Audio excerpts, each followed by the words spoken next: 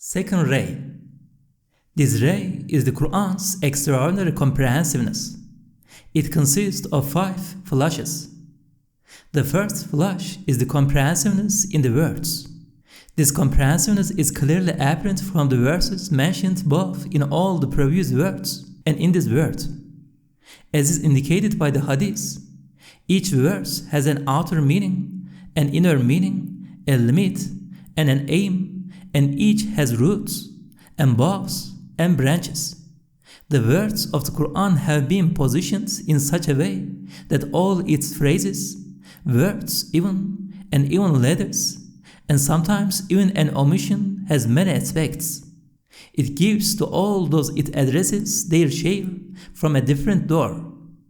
Take, for example, the verse, "And the mountains eat specks," a phrase which says, "I made the mountains as stakes and masts for that earth of yours." An ordinary person's share from this phrase would be this. He sees the mountains, which appear like stakes driving into the ground, thinks of the benefits and bounties in them, and offers thanks to his Creator. A poet's share from this phrase. He imagines the earth as the ground, on which is pitched in a sweeping arc the dome of the heavens like a mighty green tent adorned with electric lamps, and he sees the mountains skirting the base of the heavens to be the pegs of the tent. He worships the all-glorious Maker in wondering amazement. A tent-dwelling literary man's share of this phrase. He imagines the face of the earth to be a barren desert, and the mountain chains as the multifarious tents of nomads, as if the soil layer had been cast over high posts, and the pointed tips of the posts had raised up the cloth of the soil, which he sees as the habitation of numerous different creatures, looking one to the other. He prostrates in wonder before the glorious Creator, who placed and pitched so easily these august and mighty beings like tents on the face of the earth. The share of a geographer with a literary bent from this phrase. He thinks of the globe of the earth as a ship sailing the oceans of either the air or the ether, and the mountains as masts and posts driving into the ship to balance and stabilize it. He declares, "Glory be unto you. How sublime is your glory before the all-powerful One of perfection, who makes the mighty globe as an orderly ship, places us on it, and makes it voyage through the far reaches of the world." A sociologist and philosopher of human society's share of this phrase. His thoughts would go like this: the earth is a house, and the supporting post of the life of that house is animal life, while the supporting post of animal life are water, air, and earth, the conditions of life. And the supporting post of water, air, and earth are the mountains. For the mountains are the reservoirs for water, the combs for the air.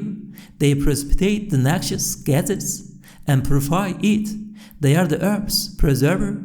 They preserve it from being transformed into a swamp and from the encroachments of the sea. They are also the treasuries for other necessities of human life. In utter reverence, he offers praise and thanks to the Maker of glory and kindness, who made these great mountains as posts for the earth, the house of our life, in this way, and appointed them as the keepers of the treasuries of our livelihood. The share of a scholar of natural science from this phrase would be this. He would think of the earthquakes and tremors which occur as the result of upheavals and fusions in the heart of the earth, being capped with the upthrust of mountains, that the emergence of mountains is the cause of the earth's stable rotation on its axis and in its orbit, and its not deviating in its annual rotation as a result of the convulsions of earthquakes, and that the anger and wrath of the earth is quieted through its breathing through the vents in the mountains. He would come to believe completely and would exclaim, "All wisdom is God's." Another example, the heavens and the earth were joined together before we clawed them asunder. A scholar, untainted by the study of philosophy, would explain the words joined together like this. While the skies were shining and cloudless, and the earth dry and without life and incapable of giving birth, the skies were opened up with rain, and the earth with vegetation, and all living beings were created through a sort of marriage and impregnation. To do this was the work of one so powerful and glorious that the face of the earth is merely a small garden of his, while the clouds veiling the face of the skies, sponges for watering it. The scholar understands this and prostrates before the tremendousness of his power. A searching philosopher would explain the same words in this way. While at the start of creation the heavens and the earth were a formless mass, each consisting of matter like wet dough, without benefit, offspring, or creatures, the all-wise Creator above rolled them out and expanded them into a beautiful, beneficial form and made them the source of adorned and numerous creatures. The philosopher would stand in wonder before the breadth of his wisdom. A modern philosopher would explain the words thus. At first, our globe and the other planets which form the solar system were fused together in the form of an undifferentiated dough. Then the all-powerful and self-subsistent one rolled out the dough and placed each of the planets in its position, leaving the sun where it was and bringing the earth here. He spread earth over the globe of the earth and sprinkled it with rain from the skies, scattered light over it from the sun, and inhabited it, placing us on it. The philosopher would pull his head out of the swamp of nature and declare, I believe in God, the one, the unique. And another example, and the sun runs its course to a place appointed.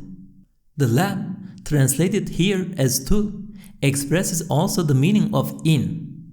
Thus, ordinary believers see it as meaning to, and understand that the sun, which is a mobile lamp providing light and heat for them, will certainly conclude its journey and reach its place of rest, then take on a form which will no longer be beneficial. And pondering over the great bounties the all-glorious Creator has attached to the sun, they declare, Glory be to God, all praise and thanks be to God. A learned scholar would also show the lamp is meaning too, but he would think of it not only as a lamp, but also as shuttle weaving the tapestries of the sustainer on the loom of spring and summer, as an ink pot whose ink is light for the letters of the eternally besought one, written on the pages of night and day, and thinking of the order and regularity of the world, of which the apparent movement of the sun is a sign, and to which it points, he would exclaim before his wisdom, What wonders God has willed! And declare before the all-wise Maker's art, how great are his blessings, and he would bow in prostration. A geographer and philosopher would explain the lamb is meaning in like this. Through the divine commands and with a spring-like motion on its own axis, the sun orders and propels the solar system.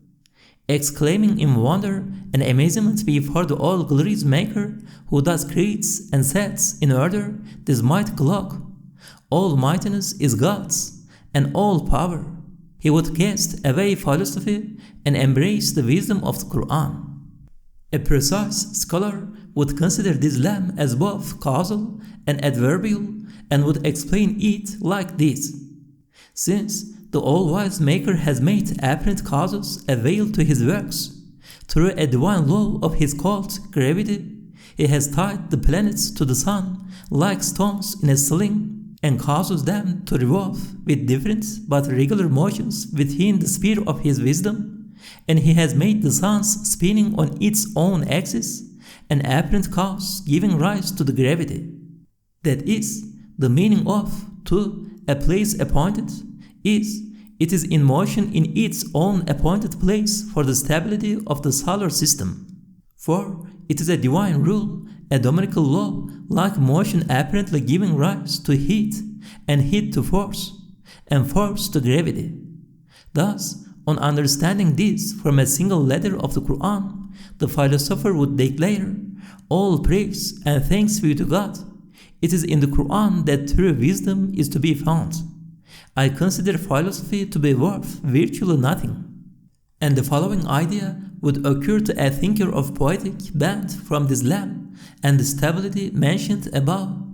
The sun is a luminous tree, and the planets are its mobile fruits. But, contrary to trees, the sun shakes itself, so the fruits do not fall. If it did not shake itself, they would fall and be scattered. Then he would think to himself, the sun is the ecstatic leader of a group reciting God's names. It recites in ecstasy in the center of the circle and causes others to recite. In another treatise, I described this meaning as follows. Yes, the sun is a fruit-bearing tree. It shakes itself so that the planets fall not its fruits. If it rested in silence, the attraction would cease and they would weep through space its ecstatics. A further example, it is they who shall prosper. This verse is general and unspecific. It does not specify in what way they shall be successful, so that each person may find what he wants in it. Its words are few, so that they may be lengthy. For the aim of some of those it is addressing is to be saved from the fire. Others think only of paradise. Some desire eternal happiness, yet others seek only God's pleasure, while others know their aim and desire to be the vision of God, and so on. In numerous places, the Qur'an leaves the words open in this way so that they may be general. It leaves things unsaid so that it can express many meanings. It makes it brief so that everyone may find his share. Thus, it says, "Who shall prosper?" It does not determine how they shall prosper. It is as if with this omission it is saying, "O Muslims, good news. O you who fear God, you shall find prosperity through being saved from hell. O righteous one, you shall find prosperity in paradise. O you who seeks knowledge of God, you will attain God's pleasure. O lover of God, you will experience the vision of God," and so on. Thus, out of thousands, we have offered one example of each of the phrases, words, letters, and omissions demonstrating the comprehensiveness of the Qur'an's words. You may make analogies and compare its verses and stories with this. Another example, the verse, "Know then that there is no God but God, and ask forgiveness for your fault." This verse contains so many aspects and degrees that all the levels of saints have found their needs from it in all their spiritual journeyings and in all their degrees, and have found spiritual sustenance and a fresh meaning from it appropriate for their own level. For since the name of Allah is a comprehensive name, there are aspects of divine unity within it to the number of the most beautiful names. There is no provider but Him. There is no creator but Him. There is no merciful one but Him, and so on. And for example, among the stories of the Qur'an, the story of Moses, peace be upon him, contains thousands of benefits, just like the staff of Moses. There are numerous aims and aspects in the story, like consoling and comforting the Prophet Muhammad, peace and blessings be upon him, and threatening the unbelievers, and censuring the dissemblers, and rebuking the Jews. For this reason, it is repeated in many surahs. Although it expresses all the aims in every place it is repeated, only one is the main aim and the others are secondary. If you say, how can we know all the meanings in the examples you have given which the Qur'an intends and points to? We would reply, since the Qur'an is a pre-eternal address and sitting above and beyond the centuries which, layer upon layer, are all different, addresses and instructs all of mankind lined up with them. Certainly, it will include and intend numerous meanings according to those varying understandings, and will make allusions to what it intends. The numerous meanings contained in the Qur'an's words, similar to those mentioned here, have been proved in Isharatul-Ijaz, science of miraculousness, according to the rules of Arabic grammar and the sciences of rhetoric, semantics, and eloquence and their rules.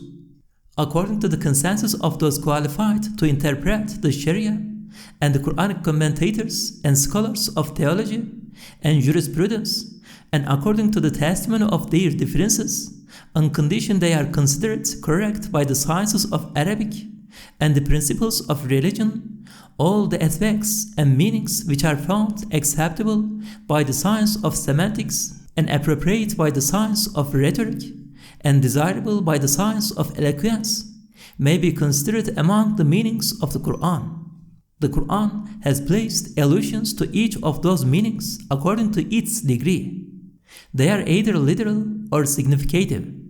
If significative, there are allusions to them in either the preceding context or the after context or in other verses.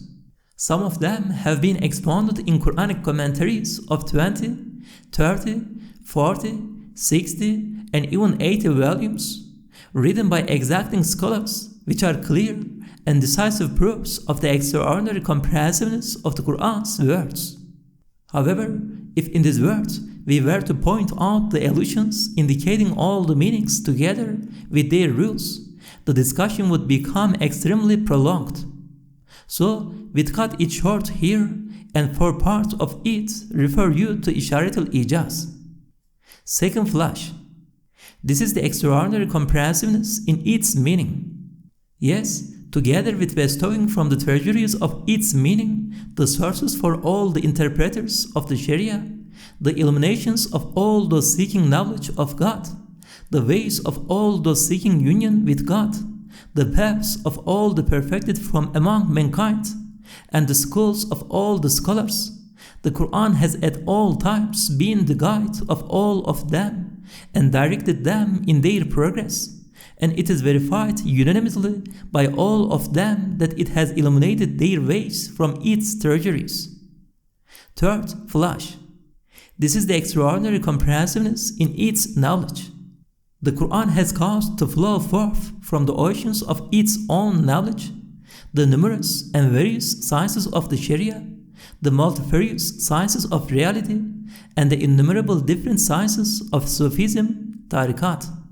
Similarly, it has caused to flow forth in abundance and good order the true wisdom of the sphere of contingency, the true sciences of the sphere of necessity, and the enigmatic knowledge of the sphere of the hereafter. One would have to write a whole volume to provide examples of this flash, and so as mere samples, we point to the 25 words so far written. Yes, the veracious truths of all 25 words are only 25 droplets from the ocean of the Qur'an's knowledge. If there are errors in those words, they spring from my defective understanding.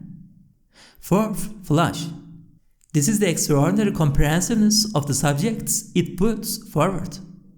Together with bringing together the extensive subjects of man and his duties, the universe and the creator of the universe, the heavens and the earth, this world and the hereafter, the past and the future, and pre-eternity and post-eternity, the Qur'an explains all the essential and important topics from man's creation, from seminal fluid till when he enters the grave, from the correct conduct of eating and sleeping to the matters of divine decree and determining, from the creation of the world in 6 days, to the duties of the wind blowing, indicated by the oaths of, by the winds that scatter, and by the winds sent forth, from his intervention in man's heart and will, indicated by, comes between a man and his heart, and, but you will not escape as God wills, 2.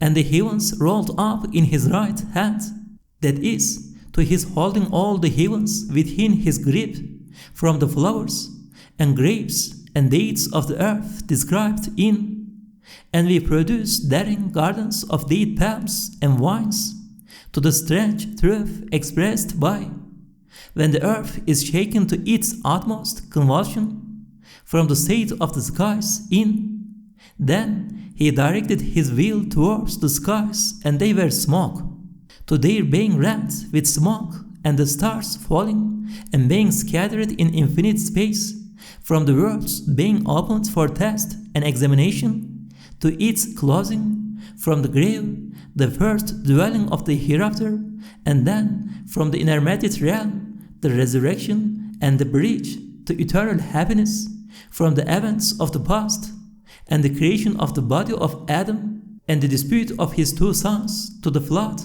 and the drowning of the people of Pharaoh, and the major events of most of the prophets, and from the pure eternal circumstance alluded to by, am I not your sustainer? To the post-eternal occurrence expressed by, some faces that day will beam in brightness, looking towards their sustainer. All these fundamental, important subjects are explained in a way befitting the all-glorious one who administers the whole universe as though it was a palace, and opens and closes this world and the hereafter like two rooms, and regulates the earth as if it was a garden, and the heavens as though they were a roof adorned with lamps, and beholds the past and the future as though they were two pages present in his sight like a single night and day, and looks on pre-eternity and post-eternity as though they were yesterday and tomorrow, in a form in which the two sides of a chain of events are joined together and touching in present time.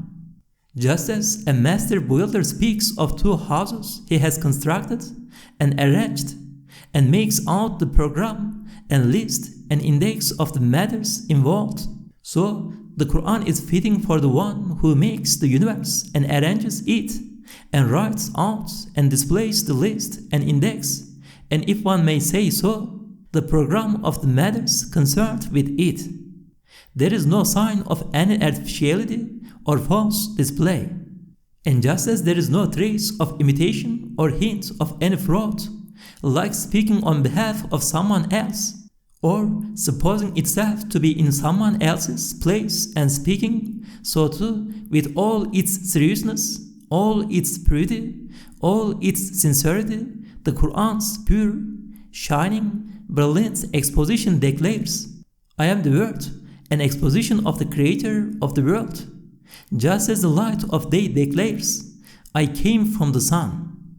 Indeed, apart from the Maker who adorns this world with antique arts and fills it with delicious bounties, and scatters bountifully over the face of the world together with these wonders of his art, so many valuable gifts, and setting them in orderly lines spreads them out over the face of the earth.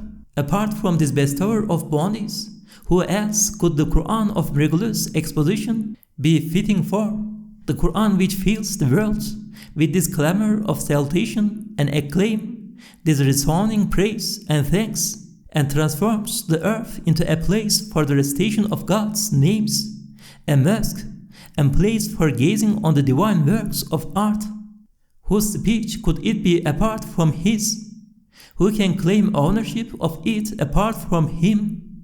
Whose word could it be other than His? Whose light could the exposition of the Qur'an be, which solves the talisman of creation and illuminates the world, other than the eternal suns? Who has the ability to produce the like of it and imitate it? In truth, it is impossible for the artist who adorns this world with his arts not to speak with man who appreciates his art. Since he makes and knows, he surely speaks.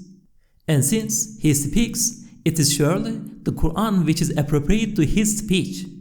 How should a lord of all dominion who is not indifferent to the way a flower is ordered remain indifferent to a discourse which brings all his dominion to a clamor of salutation and praise? Would he permit it to be attributed to others and be made as nothing? Fifth flash. This is the wonderful comprehensiveness of the Qur'an's style and conciseness. It consists of 5 glows. First glow. The Qur'an's style has a comprehensiveness so wonderful that a single surah contains the ocean of the Qur'an, which in turn contains the universe. A single of its verses contains the treasure of the surah, and most of the verses are each a short surah, while most of the surahs are short Qur'ans.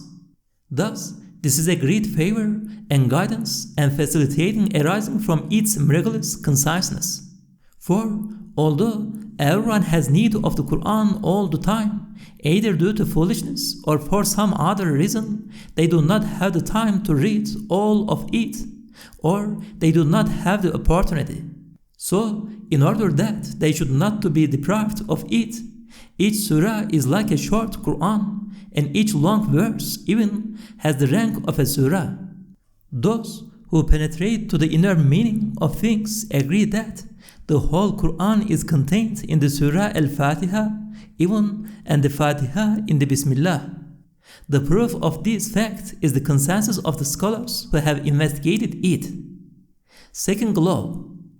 The verses of the Qur'an are comprehensive through their denoting and indicating all the categories of speech and through knowledge and human needs, like commands and prohibition, promise and threat, encouragement and deterring, restraint and guidance, stories and comparisons, the divine ordinances and teachings, the sciences related to the universe, and the laws and conditions of personal life, social life, the life of the heart, spiritual life, and the life of the hereafter. So that the truth of the same, take whatever you want from the Qur'an for whatever you want, has become accepted to such a degree by the people of reality that it has become proverbial among them. There is such a comprehensiveness in the verses of the Qur'an that they may be the cure for every ill and the sustenance for every need. Yes, they have to be like that, because it is essential that the absolute guide of all the levels of the people of perfection, who continually rise in the degrees of progress, possesses this property.